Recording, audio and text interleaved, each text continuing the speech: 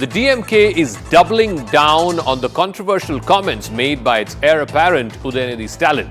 Today, his father and the Chief Minister of Tamil Nadu, DMK Stalin, defended his son's comments by saying that he was simply referring to the caste system and he was not trying to insult anyone's faith or religion. But one of his trusted lieutenants, A. Raja, former minister and member of parliament, has taken this whole criticism of Sanatan Dharma to another level by saying that Sanatan Dharma is like HIV or leprosy and that Udhyanidhi was actually being mild in his criticism of Sanatan Dharma. The point and the question that everybody is asking is, why is the DMK and senior leaders at that, Udhyanidhi Stalin, the heir apparent, A. Raja, who is a very close confidant of MK Stalin, why are they hell-bent on insulting Hindus and Hinduism?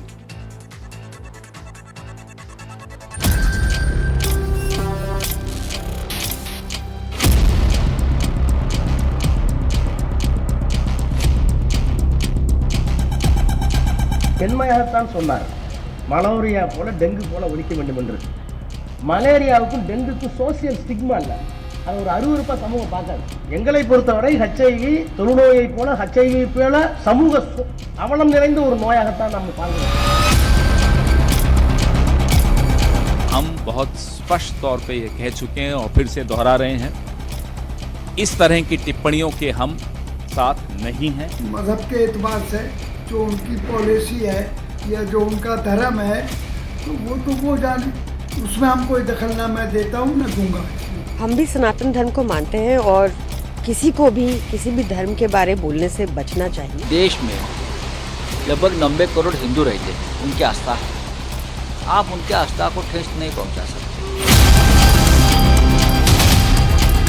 देश को विनाश के पथ पे ले जाने के लिए, सनातन धर्म को नष्ट करने के लिए, भ्रष्टाचार व्यापक करने के लिए, तुष्टीकरण व्यापक करने के लिए, यही इनका असली चेहरा है। इतने लंबे काल में मुगल सल्तनत तो न हिंदू आस्था को हिला सकी न सनातन को कमजोर कर सकी। सैकड़ों वर्षों के ब्रिटिश शासन ने भी हिंदू आस्था को कोई चोट नहीं पहुंचाई। Mention Sanatana Dharma, which essentially itself practices discrimination. That is why your movement is founded. Sir, I would like to take back you to two eminent leaders who were born out of your movements. One is the great leader from the scheduled caste community, Mr. MC Raja.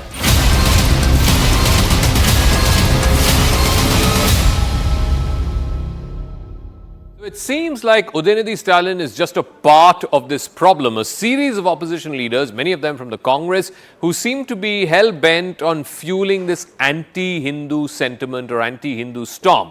Now, this is what Udhyanidhi said, that Sanatan Dharma is like malaria or dengue, and that you cannot oppose it, you cannot just stand and protest against it, you have to eradicate it.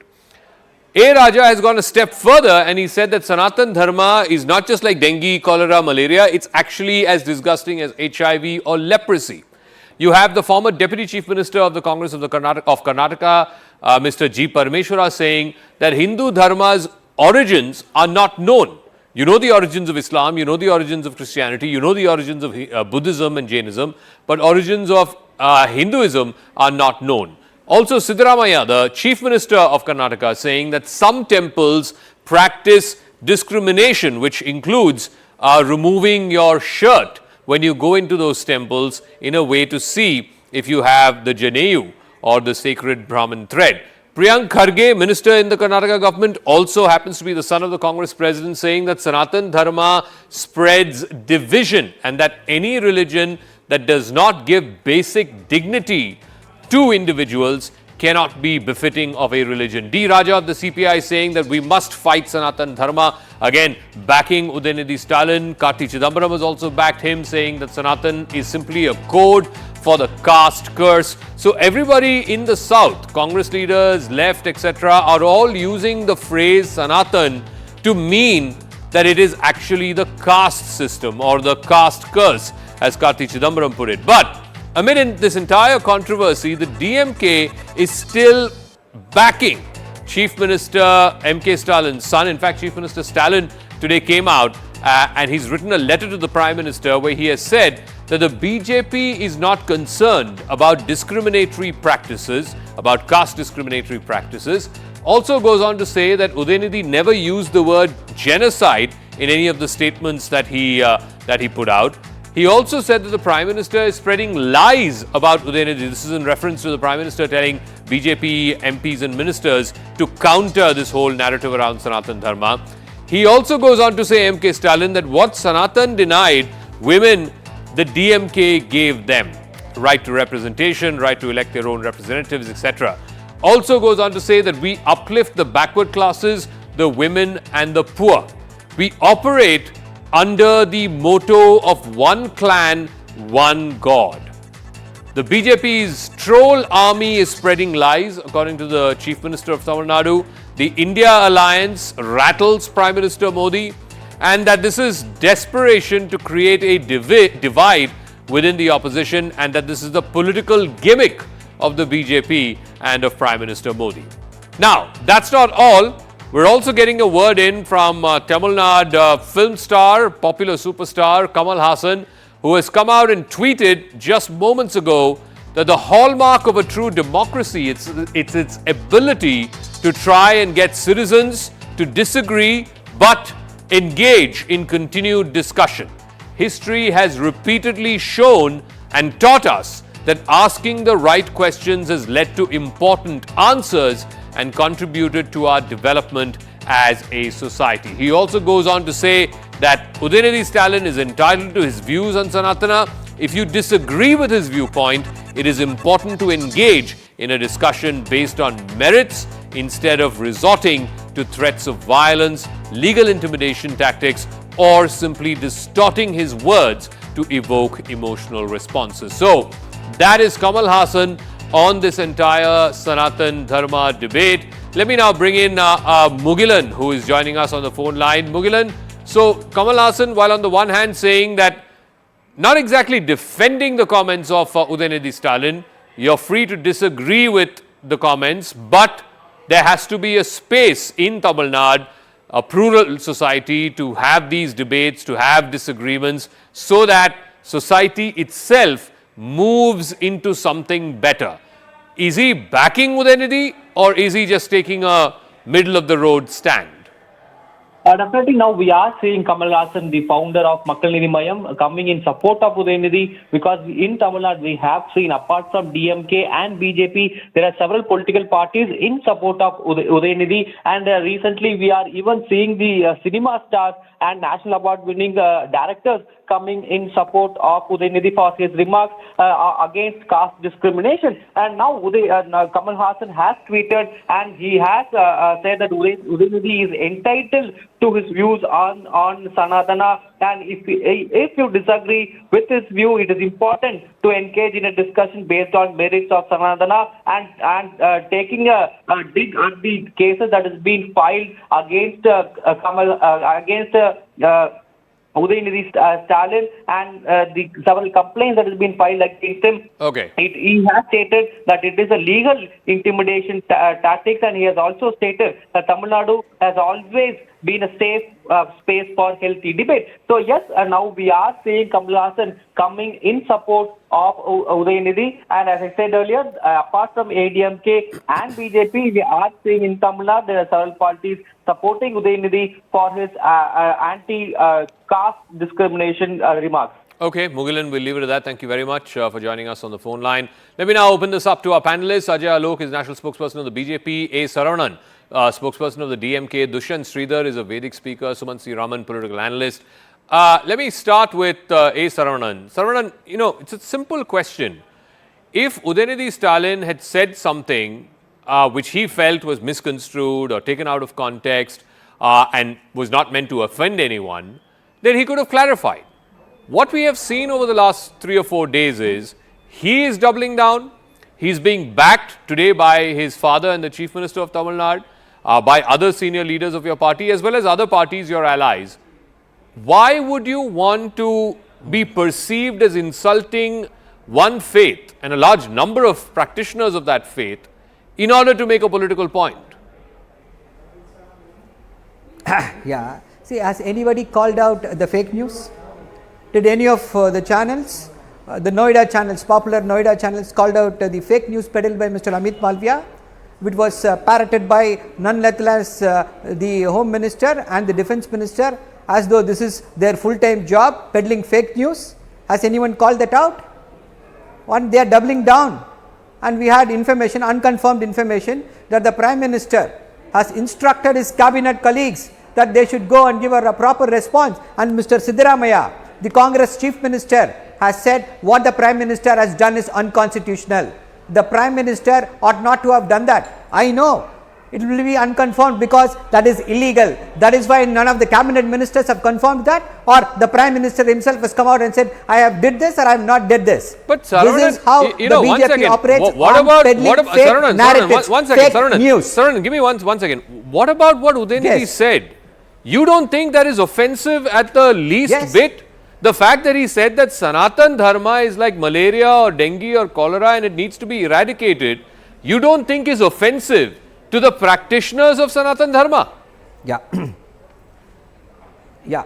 See, Zaka, today, yesterday, Mr. Mohan Bhagavat has come out in the open and said 2000 years people were oppressed in the name of caste. So, if this has to be eradicated, we should continue with the reservations. This is not acceptable to us. Why has he said that yesterday? He should have simply said what Mr. Modi has said. Please, go all guns blazing, counter. No, but Saravanan, there is a very specific word. As he said that, there is a very specific word in Tamil for caste. If Mr. Udhyanidhi, your leader, had said Jadi Olippu, everybody would have agreed with him. There was no problem with that. The fact that he didn't use that word, he never used the word Jadi at all in the speech that he made. He said Sanatanam Oliganam. Yes. What does that mean? Yes.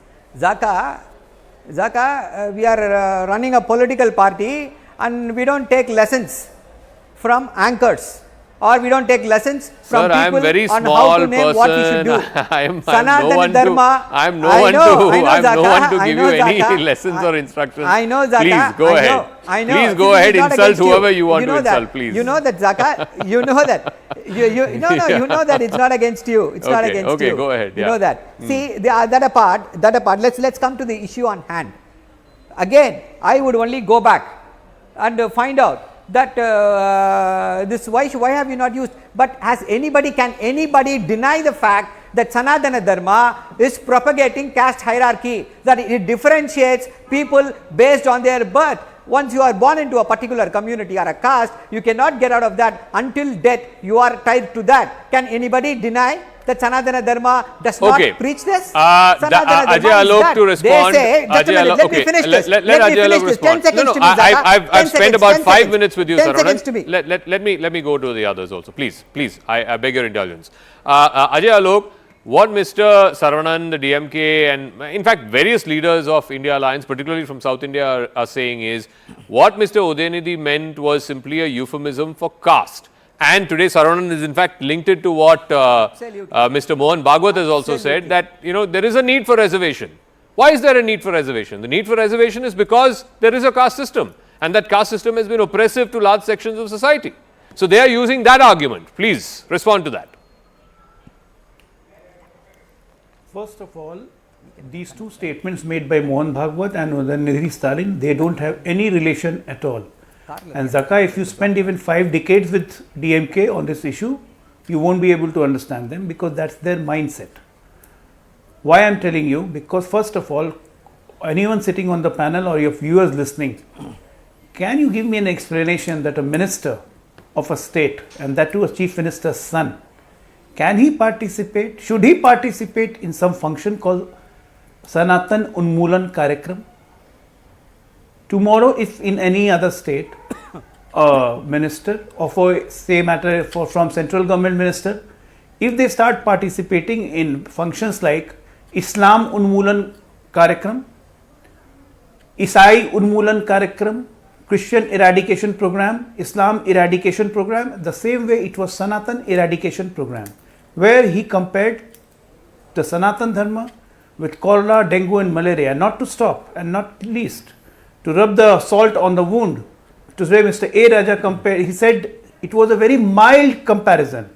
Actually, Sanatan is like HIV. It's not like dengue and all. It's like HIV, it's like leprosy. So these are views which are regularly being strengthened by the DMK, and now they are taking pretext of caste.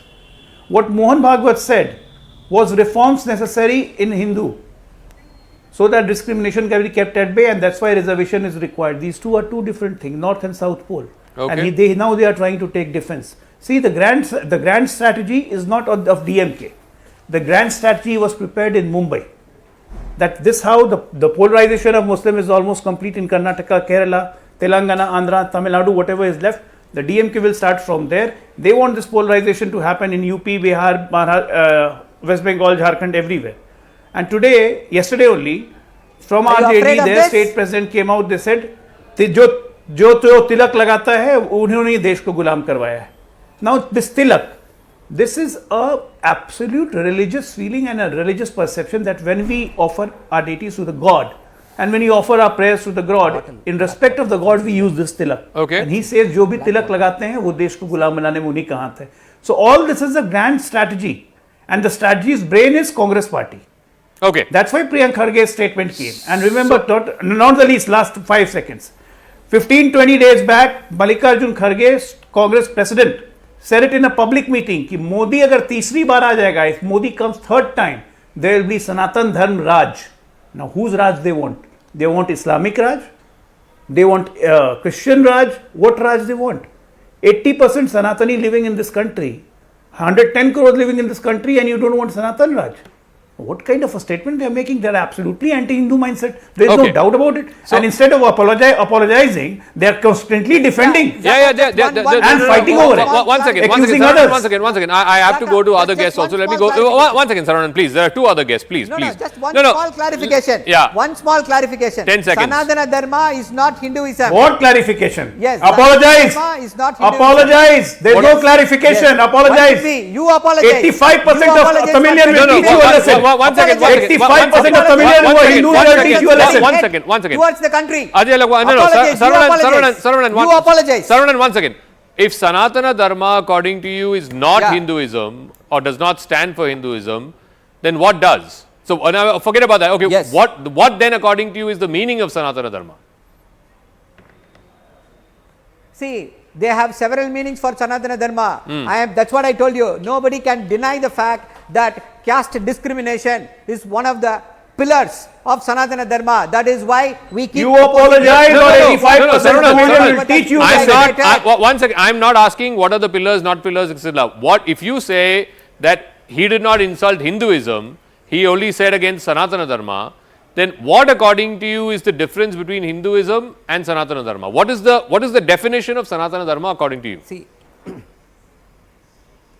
See, that's what Sanatana Dharma, as per what we are doing, we are following here. Sanatana Dharma is something which is practiced by some of the Hindus, which discriminates people on the basis. The text which the Sanatana Dharma relies on exclusively speaks about caste discrimination and assignment of duties as per where they were born. One person was born. This is what you are opposing. This is your understanding. Let me ask. Fair enough. Let me ask Dushyant Sridhar, because I'm sure he has a completely different understanding of what Sanatana Dharma means. So, Dushyant Sridhar, the etymological reference, of course, Sanatan means eternal, Dharma means a set of laws, a set of rules, a set of guidances to live by. Please help our viewers understand what your understanding of Sanatan Dharma is and why you beg to differ with Saravaman's understanding or Udhyanidhi Stalin's understanding of what is Sanatana Dharma. Namaskaram Zaka, namaskaram to all my fellow panelists and namaskaram to my viewers. I am keeping all the political ramifications and their testimonials away. I am just going to treat this as an academic debate, Zaka. Step 1. So, we recently had this controversy whether Bharat is right, the name Bharata is right, or India is right. Etymologically, in our texts, both in Sanskritam and all the regional languages, this landmass has been referred to as Bharata.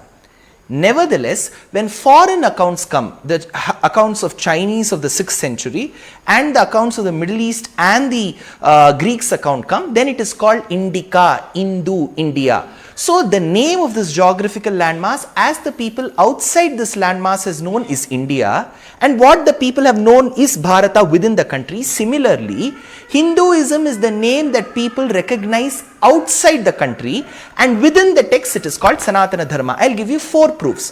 1. In Kishkindha Kandam of Ramayanam, it is said, Tyaktva Dharmam Sanatanam. Those principles, Vali, Rama tells Vali, where you have had tried to have a relationship with your brother's wife, is not what Sanatana Dharma stands for.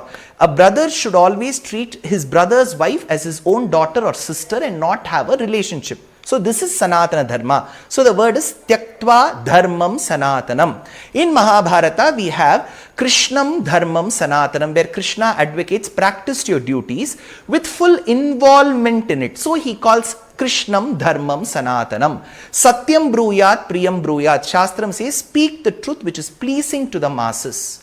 That is called Sanatana Dharmam. Bhagavatam says, treat your elders. When you treat people who are elderly to you, serve them, it is called Sanatana Dharma. So Sanatana Dharma stands for a set of values and principles through which a society becomes civilized and is guided. So Sanatana Dharma is the name referred in the text to this civilization. I will go one step further, Zaka. Even the Buddhist texts in Pali, Attihi Bhikko Akadayam, Nattu Etasya Jantuno Sattam, Manasa Sunnarattanam Sampajai, what I spoke is Pali. Even in Abhidhamma texts of Buddhism also states we are a part of Sanatana Dharma. So essentially Hinduism and Buddhism, Jainism, Sikhism, which have roots somewhere or the other to Hinduism, is grouped under one large umbrella called as Sanatana Dharma. Foreign accounts always called it Hinduism. So today we don't have a problem when we state Sanatana Dharma is equal to Hinduism. Like how Bharata is equal to India. That is why we say India, that is Bharat. So Okay. I don't understand how they have, on what basis they have taken Sanatana Dharma is equal to Varnashrama Dharma. I have given you quotations. I have given you which canto, which shloka. Now the person should state in this Ramayanam, Sanatana Dharma is equal to Varnashrama Dharma. This is the reference. I am asking in an academic way. I am not even getting politically. You should quote that Sanatana Dharma is equal to Varnashrama Dharma. This is what Ramayanam says. Okay. This is what Mahabharatam says. You have to quote. I think it's a fair point. I think maybe, the etymological reference was wrong. Clearly it was wrong. That Sanatana Dharma does not necessarily stand only and exclusively for the caste system.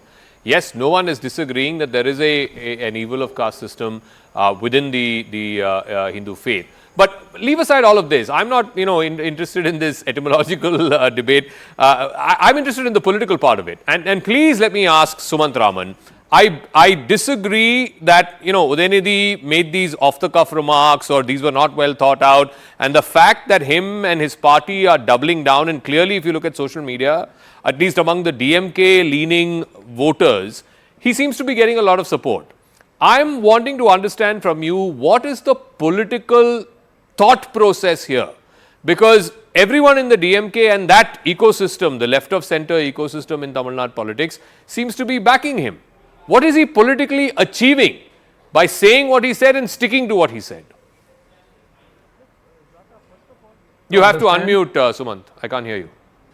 I'm go not ahead. on Yeah, mute. now I can hear you. Yeah, go ahead. Can you hear me now? Yeah, go ahead. So Zaka, first of all, we have to understand that this is not something new that the DMK has been saying. They've been saying it for 30, 40 years that we want to uproot Sanatana Dharma. Why it now made national headlines is the thing that we need to ponder over, not why DMK is saying it now. They've always been saying it. And I remember, making the very same points that Dushyant was speaking about around 2 years ago, after having conversations with people like Dushyant and other experts, that this Sanatana Dharma was much more than the caste system. In fact, it was not the caste system, where Varnashrama Dharma was the caste system. But let's not get into that at all. The point is, why are they doubling down on it? Yeah.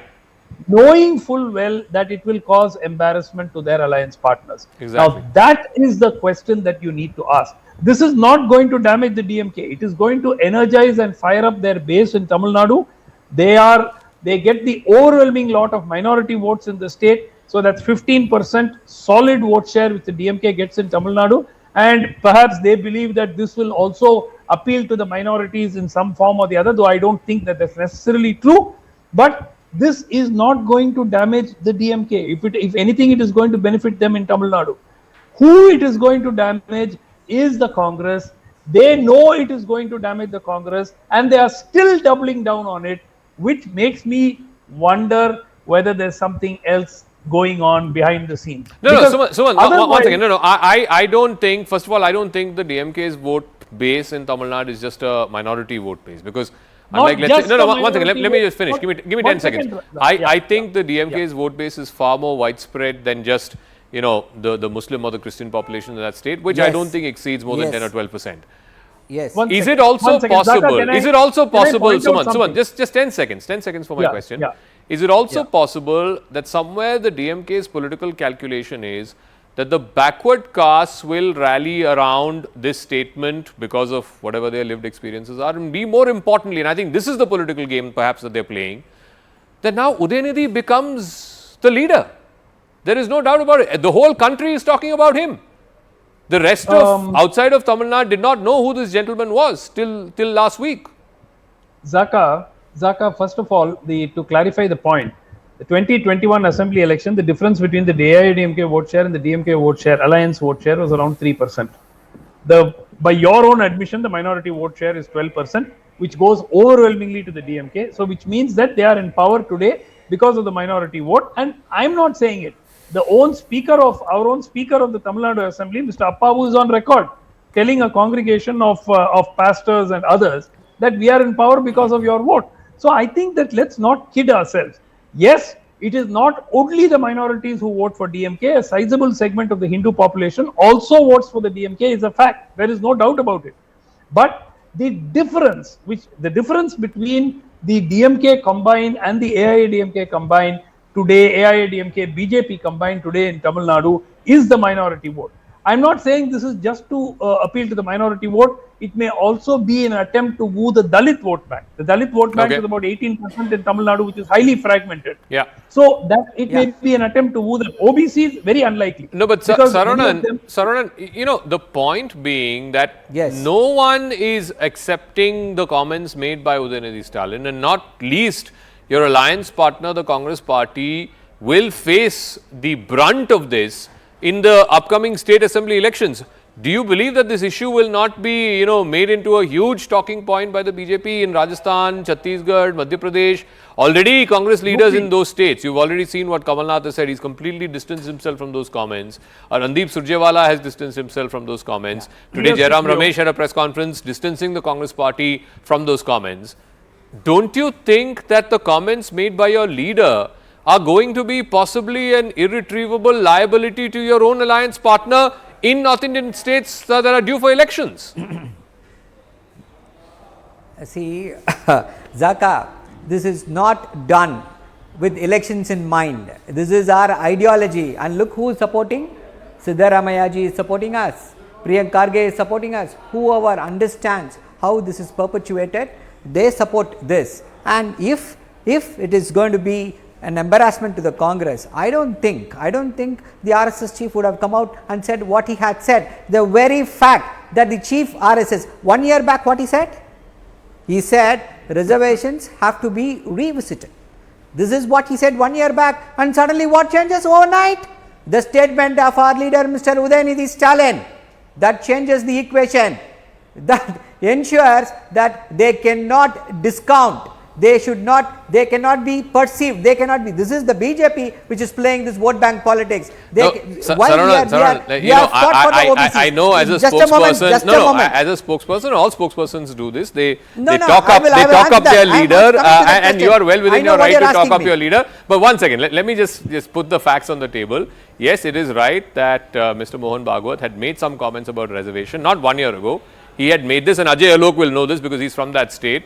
He had made some comments in the 2015 election cycle in Bihar, which he subsequently clarified, saying that is not what he meant. No. But anyway, fact is, you're partially right to the extent that even the BJP is an ardent supporter of reservation, right? Now, I'm asking you. I'll explain it to you how it is not. Sir, I'm asking you that same reservation which Mohan Bhagwat supports and the BJP supports is basis this Sanatana Dharma which Udhyanidhi Stalin is so opposed to, right?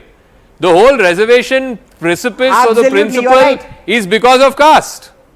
If there is no caste, why is there any need for reservation? Absolutely.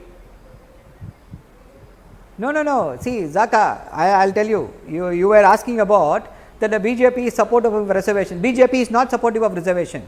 In the state of Tamil Nadu, we have 69% reservation for the OBCs.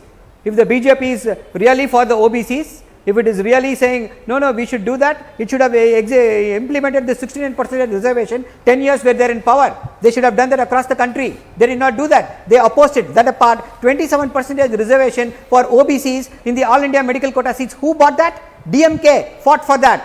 We got an High Court order. The BJP opposed it. We have to file a contempt petition. Even then they did not allow it. They went to the Supreme Court. The Supreme Court ordered it. Just a moment. Even now the BJP opposes that. So please respond to what Saravanan is saying. OBCs. He is saying that Tamil Nadu is the only state which has breached the 50% cap. If BJP was serious about reservation, you should have brought a law in Parliament and put it in the 9th schedule saying that reservation will be above the 50%. In fact, the question he is also asking is, he hasn't asked, but many opposition leaders are asking is, why is the BJP then so opposed to the caste census in your state, Ajay Alok Sahab?